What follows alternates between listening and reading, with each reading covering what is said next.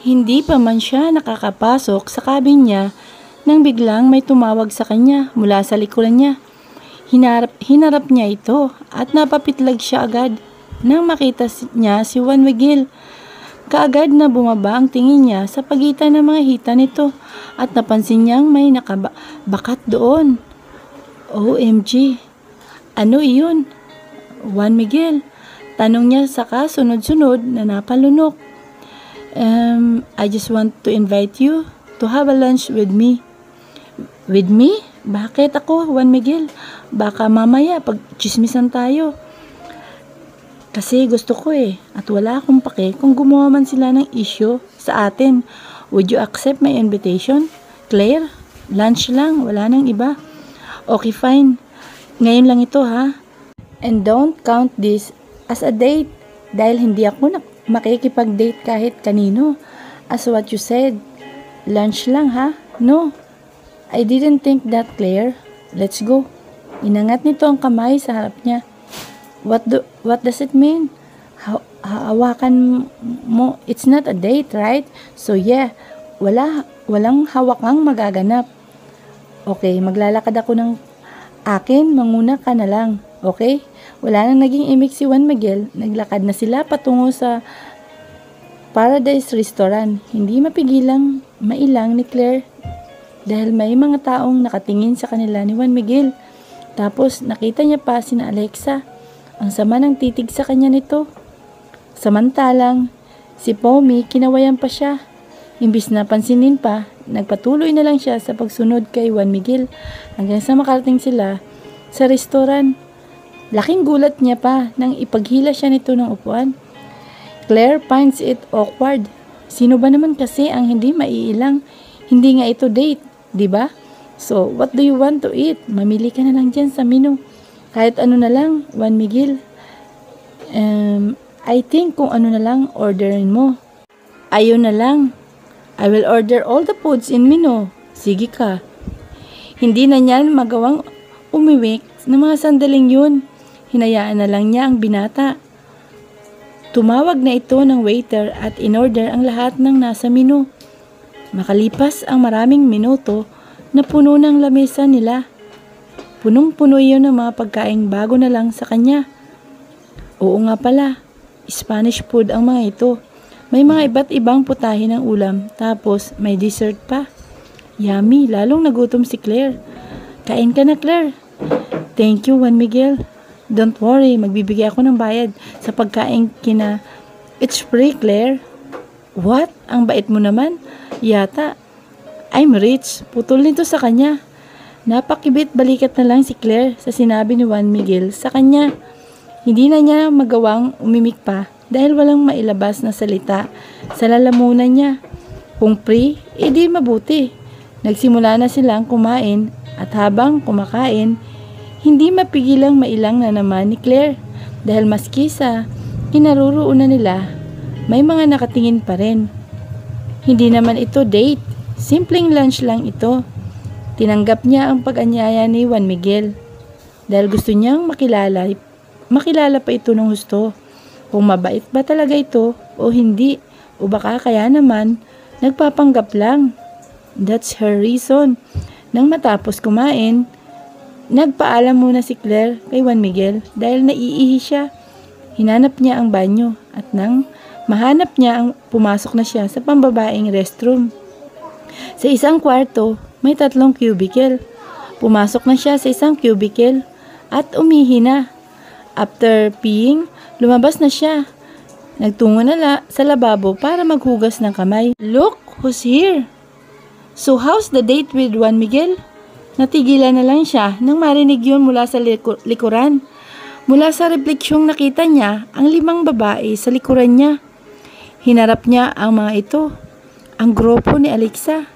Tapos si Alexa pa, nangunguna habang magkakross ang mga braso sa harap ng dibdib. Tapos yung tingin nito, ganun at ganun pa rin katulad kanina. Ano bang problema nito? Wala namang siyang ginagawang masama rito. Noong isang araw, ayos pa naman sila. Alexa, hindi yun date ha. It's just a simple lunch. Stop denying it, Claire. May panginting-ngiti ka pa. Ano, masaya ka dahil nakadate mo si Juan Miguel? Look, Alexa, kailan ko ba ulit-ulitin sa'yo na hindi nga yun date? Simpleng lunch lang yun. Huwag mong gawa ng issue to, Alexa, dahil never akong makikipag-date kahit na kanino. Alexa smirked. For me, it's a date. Bago ka pa lang dito. Ang yabang-yabang mo na. Makipag-date ka na kaya sa lahat ng lalaki rito dahil diyan ka naman magaling. Ano bang pinuputok ng butchi mo, Alexa? Kung makapag-react ka, akala mo, kayo ni Juan Miguel, kayo ba ha? Kung kayo, sige, may mali ako, pero kung hindi naman kayo, stop acting like that. Nanlilisik ang mga mata nito sa kanya kapag kuway sinampal siya. Nagulat siya sa ginawa nito, kaya naman, ginantihan niya ito. Hindi siya basta-basta magpapaapi, kahit na kanino, lalo na kay Alexa. Hindi siya mahina. She could fight with Alexa. What if sabihin ko sa'yo ang totoo? Makikisalamuha ka pa ba kay Juan Miguel? Alexa, don't say that kung ayaw mong malintikan, sabi ni Jane kay Alexa. Alexa smiled. We're not done yet, Claire. Hindi ko hayaan na maging kayo ni Juan Miguel. He is mine. I do not own Juan Miguel, Alexa. Kung sa'yo, edi siya sa'yo. Angkinin mo. Wala akong paki kung kayo. Nginisian lang siya ni Alexa. Saka tumalikod na at umalis kasama ang mga alipores nito. Pero si Pommy lumapit sa kanya at humingi ng paumanhin sa inakto ni Alexa. Hindi niya kailangan ng sorry. Ang gusto niya, isipin ni Alexa na walang namamagitan sa kanila ni Juan Miguel. Ayon kasi ang punto ni Alexa, pinaglangalandakan na pag-aari nito si Juan Miguel na wala naman siyang pakialam. Niinis tuloy siya ngayon na wala siya sa mood. Nang makabalik siya sa pwesto nila ni Juan Miguel, nagpaalam na agad siya. Kahit hindi pa man ito tumutugon, umalis na siya agad. At nang malapit na sa cabin, bigla niya may mapansin sa pinto. Isang rosas na naman, kagabi yata. Yun. May nakuha rin siyang rosas. Tapos ngayon, meron pa. Sino bang nagbibigay nito sa kanya?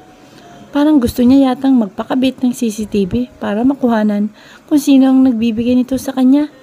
Wala sa sariling kinuha yun ni Claire. At iniligay sa base na pinaglalagyan niya rin ng rosas nitong nakaraan. Kalaunan ay umakyat na siya sa ikalawang palapag para magpahinga. Nagpunta siya rito para maramdaman ang ganda ng isla. Hindi itong palagi siyang namamahinga. Yung pagkababae niya hindi na sumakit. Muling sinuri yun ni Claire at hupa na ang sugat pero hindi niya pa rin matanggap na wala na ang bataan niya. That was unbelievable. Anong mukha ang iharap niya sa mami at daddy niya? Hindi mawala yon sa utak ni Claire. Paano kung lumipas ang araw tapos malaman niyang buntis na lang siya? Paano niya ipapaliwanag sa magulang niya ang nangyari? Hindi naman siya pwedeng magsinungaling sa mga ito. Dahil lalo pang magagalit ang mga ito. Tapos hindi niya pa alam kung sino ang nakakuha ng virginity niya. Kaya natatakot siyang umuwi. Gustong-gusto na niyang umuwi. Ngunit hindi pa nalalaman kung sino ang nakauna sa kanya. At hindi lang niya basta-basta alamin kung sino dahil gagawin niya ang lahat. Mapanindigan lang siya nito. What the man did to her was not acceptable. He should pay for what he had done to her. Nigising na lamang si Claire sa sunod-sunod na pagring ng cellphone niya. Naiinis niyang binuksan ang mga mata at kinapa ang kinaroroonan ng cellphone. Nang makuha niya yon ay agad niyang tiningnan ang caller at gano'n na lang ang gulat niya. Nang mapagsino yun. Shit, it's her mother.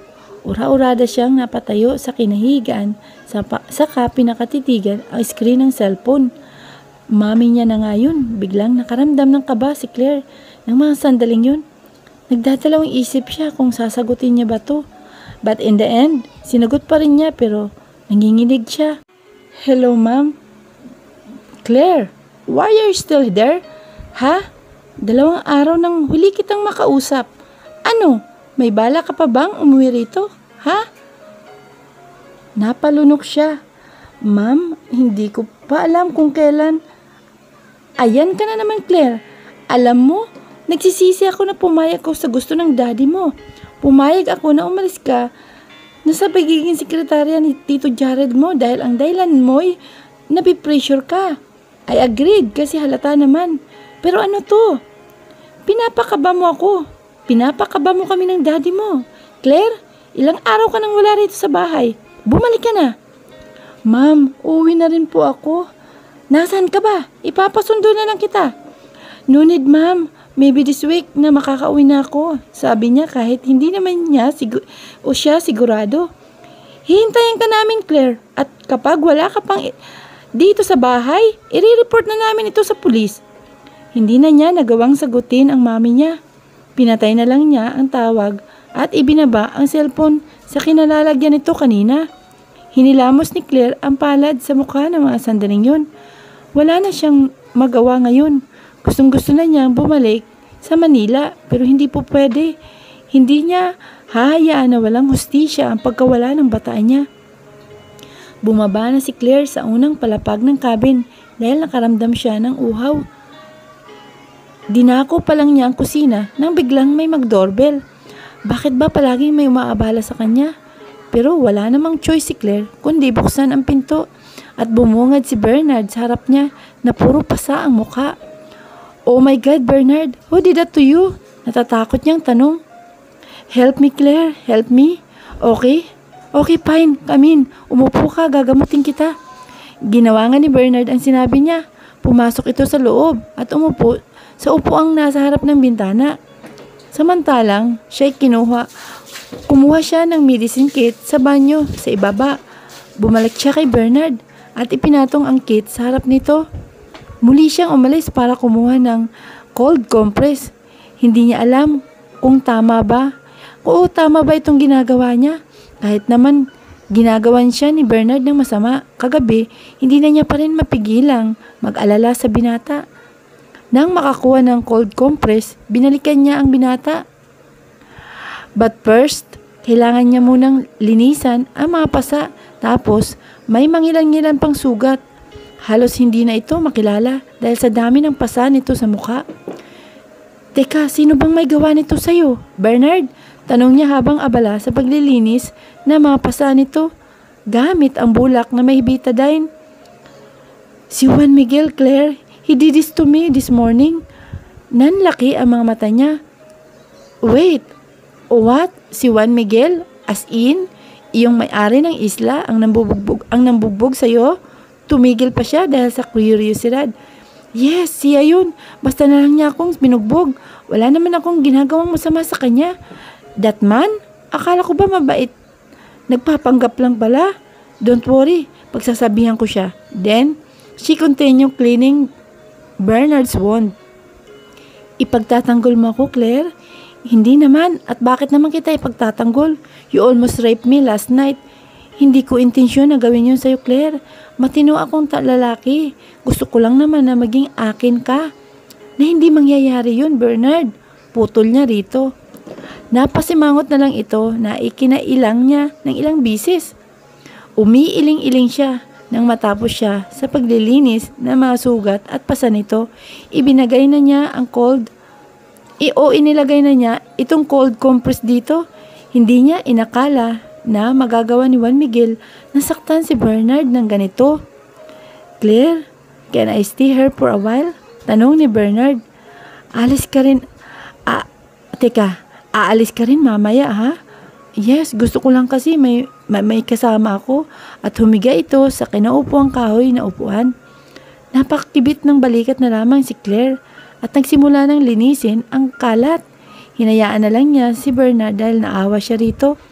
Helping people aren't bad. Dapat ngang mas gawin yun ng mga tao para sa ikakabuti ng tinutulungan nila.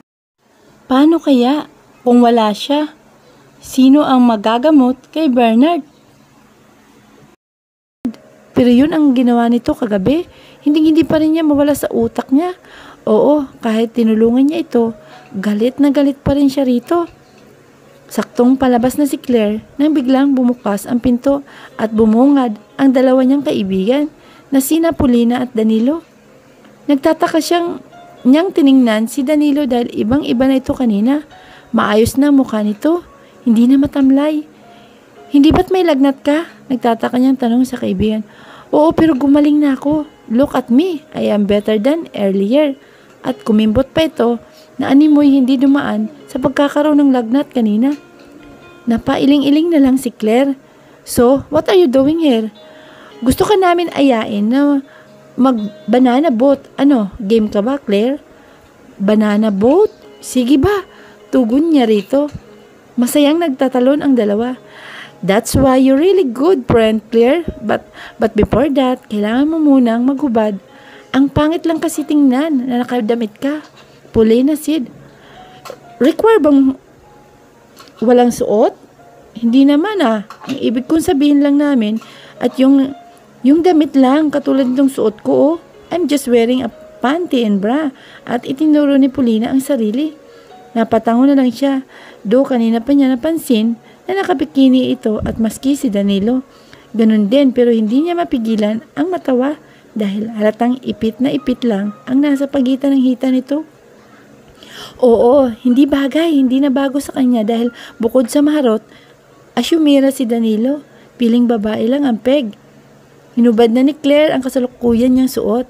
Nakabikini rin siya. Yung mga pulang marka sa liig niya na wala na naman kaya hindi na niya kailangan. Itago pa yun.